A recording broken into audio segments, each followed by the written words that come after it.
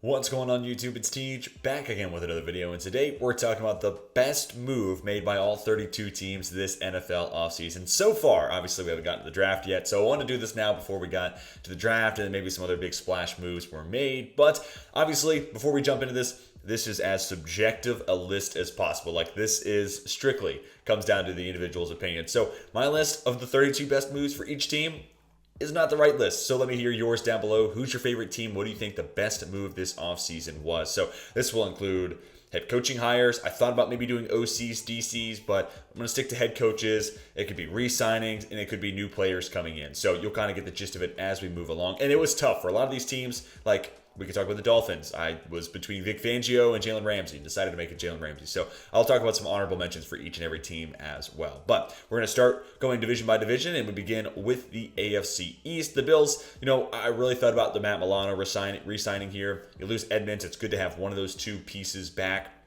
And then Jordan Poyer as a really cheap re-signing. That was the other challenge here, was like, what do I think the best contract value was versus what move do I think makes the biggest impact? And I looked at Connor McGovern, and it's like, man, Roger Saffold didn't work. Ryan Bates was not all that great last year. This team needs to get better in the interior. And we spent the entire lead up to that, I think it was the divisional round when the Bills played the Bengals, talking about how the Bengals offensive line was going to cost Cincy that game. And really, it was Buffalo who had their offensive line choke that game away. So Connor McGovern, a guy who comes with interior offensive line flexibility, guard center, and that kind of opens up doors where he could be a Mitch Morse replacement. He could be a left guard. He could play right guard. That type of versatility I think goes a long way, trying to patch up one of the few weaknesses on that Bills roster.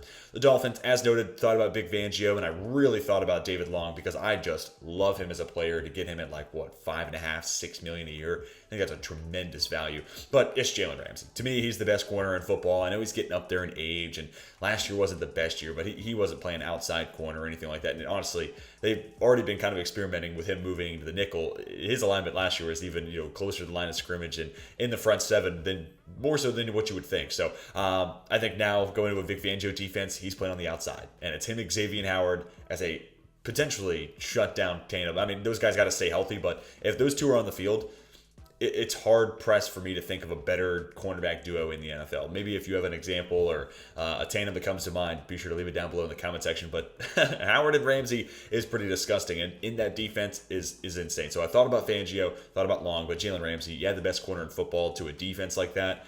It'll make a world of difference. And then we get the Patriots. I went with Riley Reiff here. This was tough. And there's a lot of moves where I'm like, that's fine. Like Juju Smith-Schuster, like, okay, yeah, I mean, it feels like a Jacoby Myers step down, so like, how great is that? You bring back Jalen Mills, which feels kind of important now with Devin McCourty being gone. Jonathan Jones, it's a good re-signing in my opinion. But I looked at Riley Reiff and I'm like, dude, a starting tackle for $5 million. I mean, this is where the value really kind of kicked it into gear for me. But also, I love when teams go into the NFL draft with no glaring holes in their roster. And if the guys stay healthy, Trent Brown, Riley Reiff, that is a fine tackle duo. It's nothing great, nothing spectacular, but it's fine. And you go into the NFL draft where, let's say we have a situation at 14 where Broderick Jones, Peter Skoronski, Paris Johnson Jr. are all off the board. The Patriots don't have to go reach for the next tackle. They'll be able to come to the NFL draft with like a sober view of the board because there's no glaring, nagging holes in their roster kind of eating away at them. Maybe wide receiver, but that's what I would prefer them to do at 14 anyways. But nevertheless, I appreciate the Riley Reiff signing just so no matter what, the floor is kind of there. It's going to be Brown, Reiff. Hopefully those guys stay healthy. And if you can add a tackle, awesome. But if not, you at least have a solid bookend duo that can get the job done.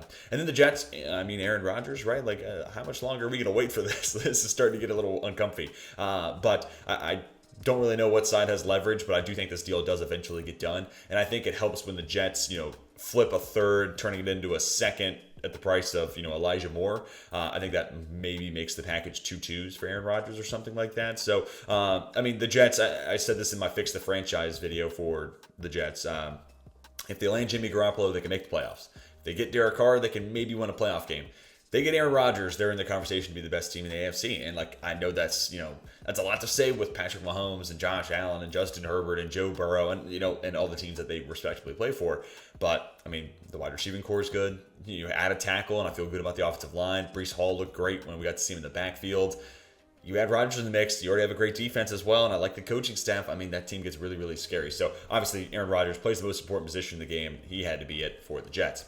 Let me flip over to the AFC South. DeMeco Ryans, haven't been too crazy with a whole lot that the Texans have done. Robert Woods, not a bad signing by any stretch, but DeMeco Ryans was like it for me. Like, at this point, I feel confident in the trajectory of this franchise moving forward, because Nick Caserio, we haven't really seen what the rebuild is going to be. So, I'm a little about that. And then DeMeco Ryans, though, just kind of, I think, steadies the waters. And obviously, a former player in the organization, feels like a guy that you just want to have at the front of a locker room leading a group of men. So, and it's cool that he's a former player there, and that makes for a fun storyline. And then once we get post-draft, I'll probably change this to whoever they take it, whatever quarterback they take it to.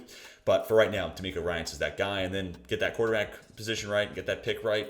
This team's headed in the right direction. And then the Colts, Samson Ebukam. I really like this signing. And hey, it's obviously not the only San Francisco 49er to be leaving San Francisco on this screen, and it's not the only 49er or former 49er for that matter that we'll talk about later on. And Ebukam, just a solid, steady player. And I think that the Colts got a pretty solid value. It's like $9 million a year.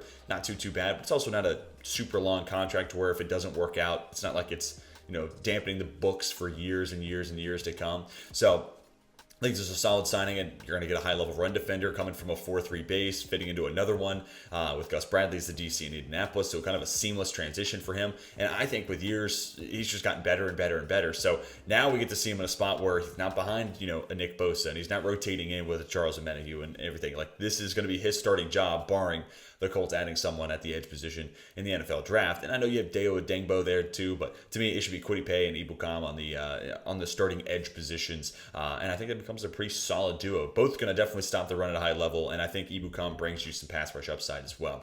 And then the Jags, Evan Ingram. Yeah, I don't think they've added anybody. I think they're one of like two teams that have not made like an outside the organization signing. It's all been re-signings. And then the franchise tag for Evan Ingram, which here I want to applaud the process because we've really only seen one breakout year from Evan Ingram. Now, granted, he was pretty great last year, and the athletic ability's always been there, and there's always been hope and optimism around Ingram. But last year, he put it together. So I like that the Jags are going to say, hey, well, we have a franchise tag. Let's take advantage of it. It's not too cost prohibitive to put it on a tight end. And let's see if he can replicate it. If he does it for a second straight year, we'll think about, that long-term extension. But also, with every year we go by, we're getting closer to 30. And players that depend on athleticism, age 30 is an important benchmark, right? So I can also appreciate and applaud the process of like, hey, we don't know if we want to sign him long-term, but we'll take one more year of Evan Ingram because he was good for us last year. And then maybe that leads to them in a deep tight end class adding someone like, a Tucker Kraft if he's available in the third round. Or even someone like Zach Kuntz from ODU or something like that, who high-end athlete, maybe he's kind of a seamless transition from Ingram to someone else. So I really want to applaud the process there for Jacksonville. And then we get the Titans here, and I'm going to move myself periodically throughout this video just so I don't block everything. But Titans, Azeez Al-Shaair, I think this was actually a really solid signing, and I feel like my judgment here is a little skewed because, again, I love David Long as a player. I think he's really, really underrated. And so I was like, man, the Titans, how are you going to replace, David Long? Good luck. And Azeez Al-Shaair, I'm like, all right, I'm actually not mad about that. Like, I don't know if it's necessarily an upgrade, but I definitely think it could be a lateral move. And Long's also battled injury issues. And this is kind of a breakout opportunity for Al-Shaair. I mean, like, he's been playing behind Dre Greenlaw and Fred Warner. This is the spot where he steps into the spotlight and says, hey, I'm the number one guy. I'm the lead backer here. So really curious to see what that looks like, and it may be a little bit of boom or bust because we just don't really know. But I think he's a good football player, and I think, if you're going to lose Long, Al-Shaair was one of the better, younger options. I wish it could have been more than just a one-year deal, but if he plays well, the Titans are kind of in the front-running position, right? They got the polling position to re-sign him. So like that move there for Tennessee. Thought about Sean Murphy-Bunting, thought about some of the other moves they've made as well, but Azeez Al-Shaair is going to have to be my pick here for Tennessee. Now we got to move myself back, and then we move on to the next screen. That's going to be the AFC North, or West rather. I'm getting ahead of myself. Ben Powers, coming previously from the AFC North, former Ravens, signs with the Broncos. The Broncos were tricky because it's like this or Mike McGlinchey. Both these guys are making a lot of money, but Powers, I do think just because maybe he's a little bit younger, I felt as though I was like, you know what, I can get behind that contract a little bit more than Mike McGlinchey, but we'll see. I think both are valuable additions and both address areas of need. And now with the Broncos interior offensive line, it's like, if you feel okay about Lloyd Cushenberry at center, all right, Powers and Quinn Miners as your guard. I think you can be fine there. I still think they can add a center, maybe, round 3, round 4 of the NFL draft, and then you feel really, really good about that interior group. But Ben Powers just kind of raises the floor there. I'm really excited to see what the Broncos do in the draft, considering they picked 67 and 68. They don't have too many holes in their roster. And if value presents itself, where, I've said this plenty of times, I think the real winner of this year's draft is going to be on day 2. Rounds 2, rounds 3. That's when you're going to, potentially hit it out of the park and get some extreme value.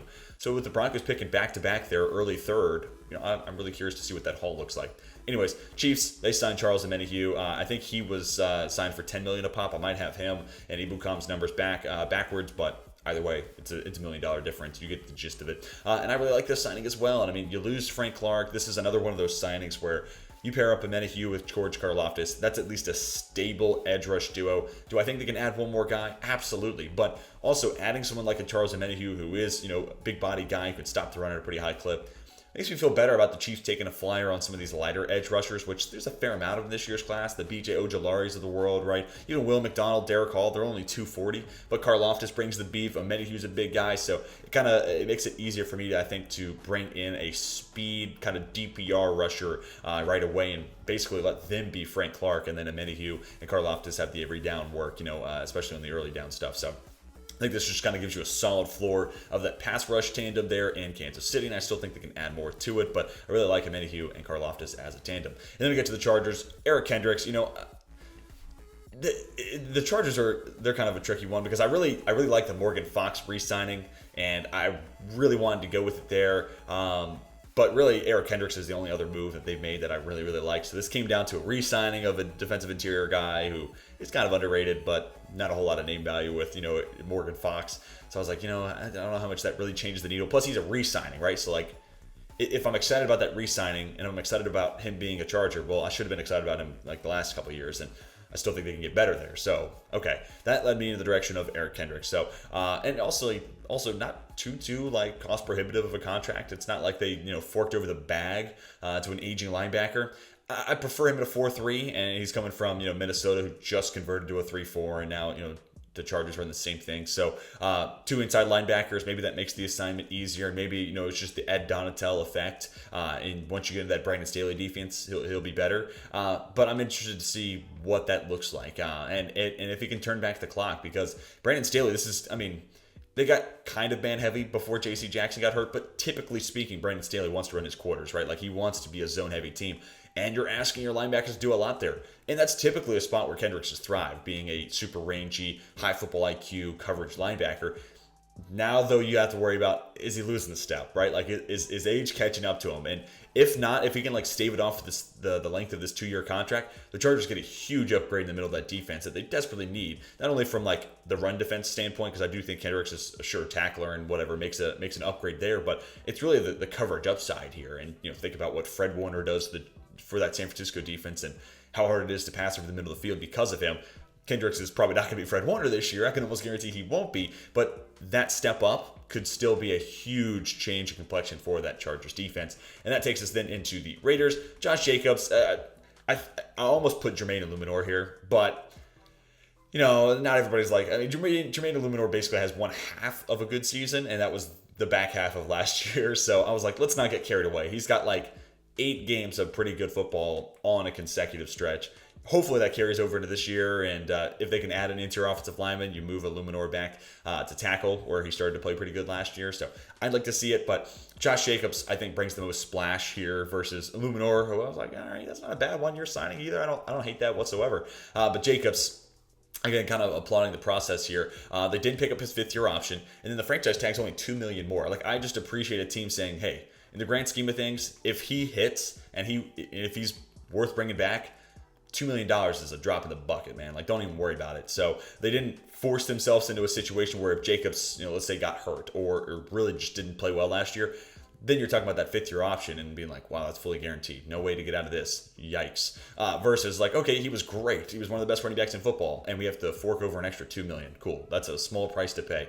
But also, once you get in that second contract for a running back, that's when you're bringing on the risk of an injury, them hitting a wall, losing that burst, all that sort of stuff. So I kind of appreciate the Raiders saying, kind of like with the Jags and Evan Ingram, it's like 1 more year. We'll definitely take it for 1 more year. Beyond that, we'll see. And maybe you can change our minds this year, but we don't want to commit 3, 4, maybe even more years worth of a contract to Josh Jacobs, because we just don't know what he's going to look like once he gets over that 30 age hill. So appreciate them bringing back for 1 more year. Now, and this time I mean it, the AFC North. The Ravens signed Nelson Agholor. They are another team. Them and the Jags, I'm pretty sure, are the only two that have not signed an outside free agent. And the Ravens are in muddy water right now because of the Lamar Jackson situation. That's not what we're talking about in today's video.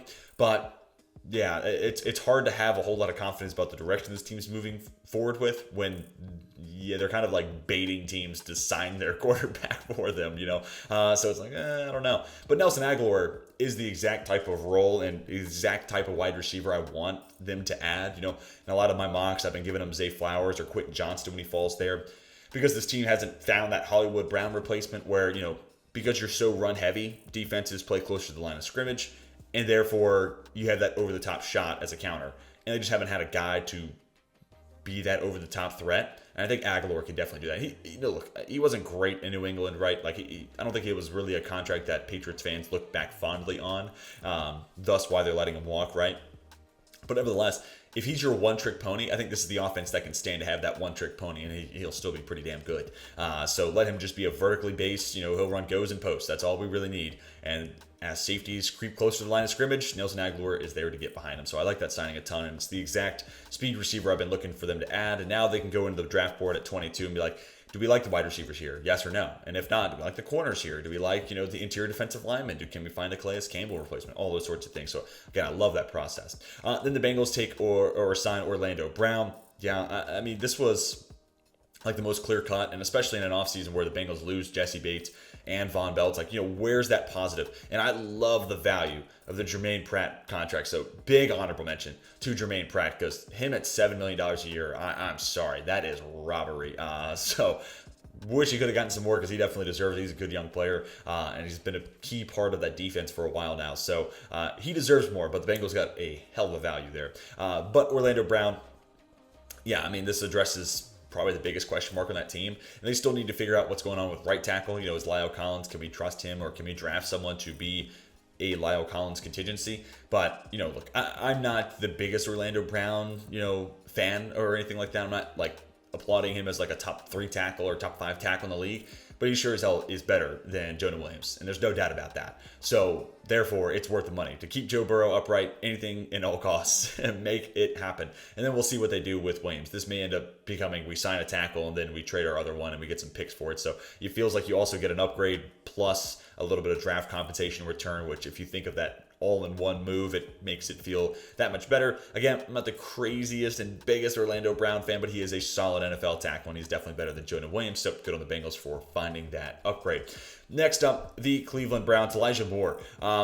And honorable mention to Dalvin Tomlinson. He's the exact defensive tackle I think they've been needing to add, with a run-stopping focus, can be just a big force in the middle, eat up blocks, and then chew up space, right?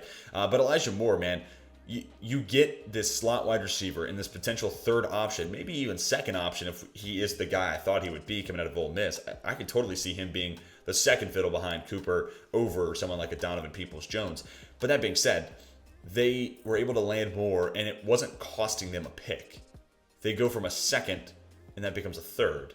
And it's like, yeah, that's solid business right there. You don't lose a pick. You're still picking on day 2, and you're going to have about a 30 pick slot difference, but for the sake of getting that number 2 wide receiver, at least number 3 wide receiver, I think it's an awesome ad. He can play the slot. That's kind of the spot that I've been drafting at 42 with that in mind for the Browns. Like, how can I get Josh Downs or Tank Dell on this team to be that, exactly what I'm talking about with Elijah Moore, that third fiddle, second fiddle potential. So I liked Elijah Moore a ton coming out of Ole Miss. Great vertical field stretching ability, also really good with the ball in his hands, and I think he can be a threat at all 3 levels. He's not the biggest guy, so maybe the intermediate parts of the field, that 10 to 20 yard range, isn't his game, but you already have Amari Cooper eating up that part of the field. So if Moore does just the underneath and over top stuff, in addition to Donovan Peoples-Jones being a field stretcher, I think the Browns offense is looking a whole lot more scary. And then the Steelers, Isaac Seumalo. no-brainer here. Back-to-back years where I think my favorite Steelers free agent signing has been an interior offensive lineman for $8 million a year. 3 years, $24 million in total. It was James Daniels last year, and it's Isaac Seumalo here. And Daniels comes with guard center flexibility, so I am very curious to see where he ends up lining up this fall. But I think our lads has it right now with Mason Cole at center, and then Seumalo at left guard, and over at right guard is Daniels. I don't hate that. It also comes down to how you feel about Kevin Dotson. Can he take a step forward? Can Kendrick Green, remember that third-round pick the Steelers had a couple of years ago? Can he work his way into a starting job? Because if so, then maybe you move those other pieces around. Because especially Mason Cole, he's kind of, he's fine. He's good enough. Gets the job done. But Seumalo, part of a team that just made it to the Super Bowl, right? Like, big part of their identity, and a really good combination of size, speed, and power. Like, he's kind of the prototypical dream guard for that blocking scheme there in Philly. So, and the Steelers want to be a ground and pound team. So for someone that looks like a mauler, and Isaac Seumalo, and has been a pretty good run blocker using PFF's run grades there, he's exactly what the Steelers are looking for. And him being signed by Pittsburgh just further cemented that, they're looking for like a big bruising tackle. Like, they would prefer Broderick Jones over Anton Harrison, while I have it flipped the other way in my rankings, which, hey, I don't work for the Steelers. Their board's their board, my board's mine, So, but this was the kind of nail in the coffin that, if they get Broderick Jones, DeJuan Jones, or Darnell Wright even, that's going to be their lean versus someone like an Anton Harrison. But do really like that Seumalo contract, one for the value, but also obviously addressing a huge area of need in Pittsburgh. So, let's move on. Now we talk NFC, and we start with the Cowboys. Brandin Cooks, Stephon Gilmore, these were the main two I considered here. But the reason I decided to go Cooks was I looked at the corner room for Dallas, and I'm like, you could have lived with Deron Bland, like 5th-round pick, but he showed a little bit of something last year, and you could at least sell me on the hopium of Deron Bland, right, and the potential that a young player could have starting on the outside, and then Jordan Lewis on the inside. Like, you could have told me, they'll be fine. But you had Stephon Gilmore, and it's like, okay, now Bland's playing in the slot. Okay, now that secondary looks scary. So to go from good to scary. Versus the wide receiver room, it's like, it was kind of feeling like CeeDee Lamb and no one else. Like, I like Michael Gallup, but post-injury, he really was not a huge factor in that offense last year. So a little bit of concern there. Jalen Tolbert, another guy I liked, but really didn't get to see a whole lot of him last year. And then we started to see, once they signed T.Y. Hilton, him make big plays. And we know Dallas liked Brandin Cooks. The deal fell through at the last minute at the trade deadline last year. So for them to be able to make this trade makes a ton of sense. And Brandin Cooks is just T.Y. Hilton, but younger and better. Brandin Cooks has dealt with such bad quarterback play. Not everywhere he's been, but for a majority of the places he's gone, like, it has not been the best situation for someone with his over-the-top speed. Now, I know, Goff's not the end of the world and whatnot, and the New England quarterbacks, like, he was okay there, but he did have to deal with Davis Mills the last couple of years, so that's kind of brutal. So that's a chance for him to play with Dak Prescott, who, is one of the best quarterbacks that Cooks has been able to play with. And he has CeeDee Lamb there, because that was the other main factor, is like, you look at him with the Rams, especially when he first got to LA, and he was like a second-tier option in that offense. It was an explosive offense. So that could be the same case here with Dallas. He can be that over-the-top speed threat and basically just played the T.Y. Hilton role, but better. So that's awesome for Dallas. Then the Giants, Darren Waller. This is such a low-risk, high-reward, pick. Top 100 picks are where you make your money, right? Like, that's where you win a draft. That being said, pick number 100 for the roll of the dice that is Darren Waller, I'm totally here for it. Because if he works out, yes, he is perfect. He's a great over-the-middle intermediate threat where Daniel Jones targets the field the most. And he's such a great athlete. He just needs to be able to stay on the field, because that's really the one negative we have with Darren Waller, is he's just not consistently healthy, which, things happen, right? But if he does stay healthy, turning pick 100 into Darren Waller, I really don't know what better value you could possibly have with that pick, right? Like, never say never. Maybe you draft a future, like, all-pro there, but Darren Waller, that's hard to resist. And it's a position they obviously could get better at. Like, Daniel Bellinger was fine, but Darren Waller is substantially better. So love that move there for the Giants. And then the Eagles, the James Bradberry re-signing, where I could, I've tried to make these about new signings or new additions versus re-signings. But Bradberry, I think, got a pretty solid value contract, right around $13 million a year. I think that's a solid price point for a corner as good as James Bradberry. And it's not like Bradberry got to Philadelphia and became good. He's been pretty good everywhere. Carolina, New York, and now in Philadelphia. The guy's just a good football player. And he's right around that age that Darius Slay was when the Eagles traded for Darius Slay, so kind of makes more sense. If I thought one of these two guys was going to walk, I thought it would be Slay, but I'm glad they got them both back. And Greedy Williams, throw him in the mix. Thought about having him be the signing here, but that's such a low contract cost, a 1-year deal, and right now he's like cornerback 3, if you're not including Avonte Maddox in the nickel. He's like the number 3 boundary corner, maybe number 4 if you have Zach McPherson ahead of him. So decided to go with Bradbury here, and it's good to have what pieces they could bring back. I'm glad to see Philadelphia do it, especially at a position like corner. So then that takes us to the Washington Commanders and new owner, right? Like, is this? We're waiting for it to officially happen, I guess. But hold on, I also moved myself too far down. There we go. But yeah, I haven't really loved the offseason for Washington. Like, Daron Payne's making a lot of money. Andrew Wiley has not been a great football player. Like, I don't know. And then Nick Gates is, it's a cool story. Definitely a cool story.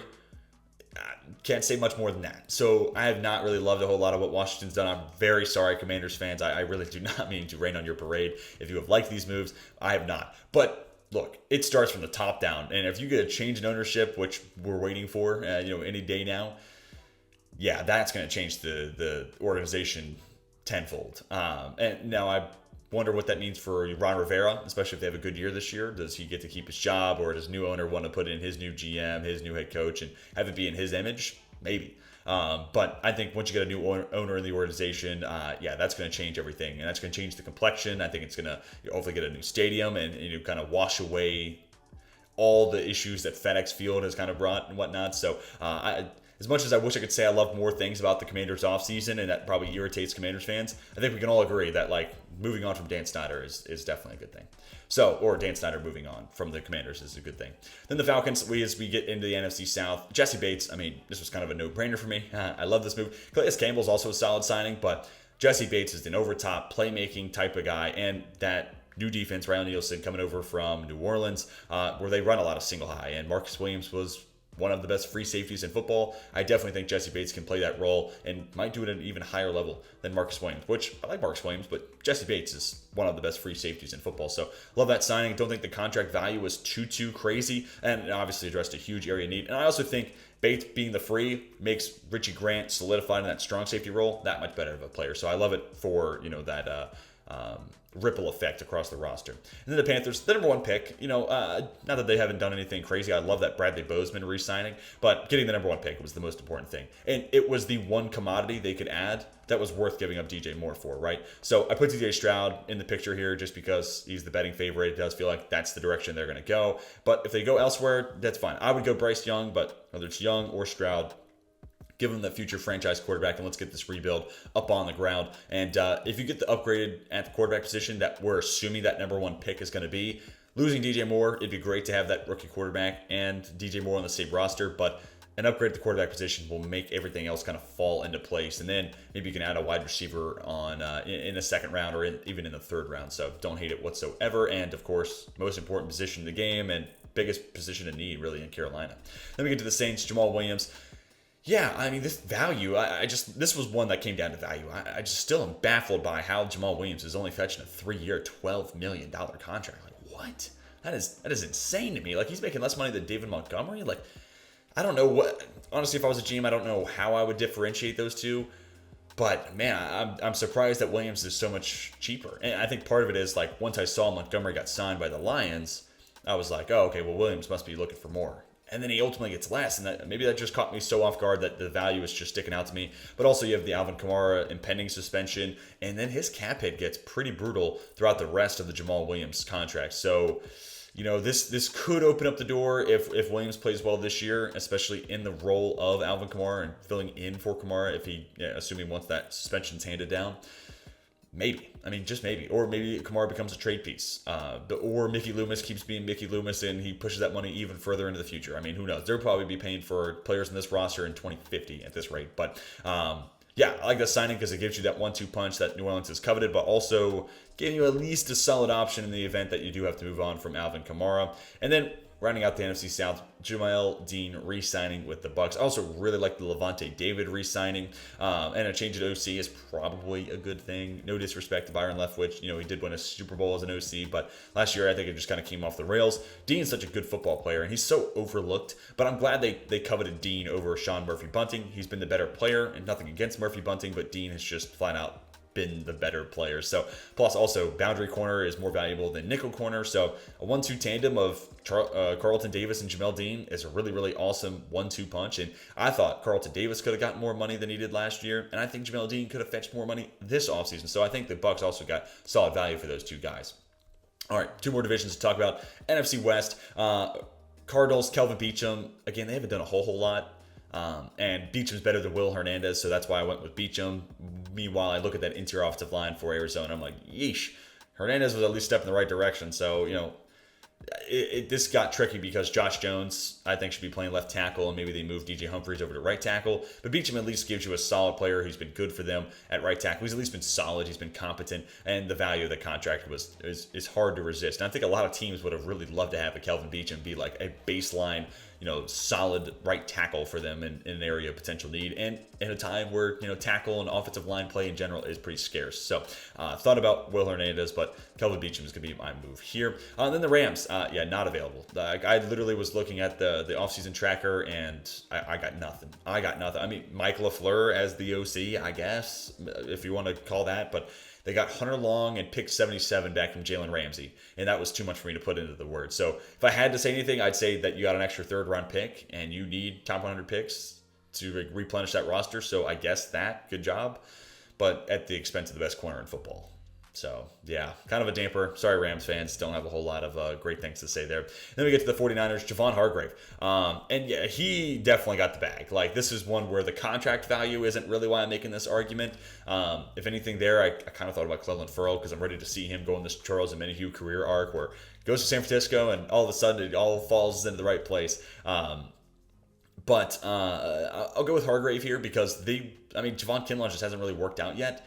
So that second D tackle spot right next to Eric Armstead, who also can move over to play end, that was just kind of a big hole in their roster. And this was still one of the best defenses in football. Like, they had a hole on their defensive line, the one spot in San Francisco you wouldn't think there's a hole, and they were still one of the best defenses in football. So what do they look like with one of the best defensive tackles, specifically from a pass rush standpoint, in that defensive line now? Like, how crazy is that unit going to be? And especially with Armstead having the flexibility and having played on the end before, maybe Javon Kinlaw does figure it out. And there could be, a four-man front of Armstead and Bosa on the edge with Hargrave and Kinlaw on the inside. And I loved Javon Kinlaw. I really thought a lot of his upside a couple years ago when he was drafted.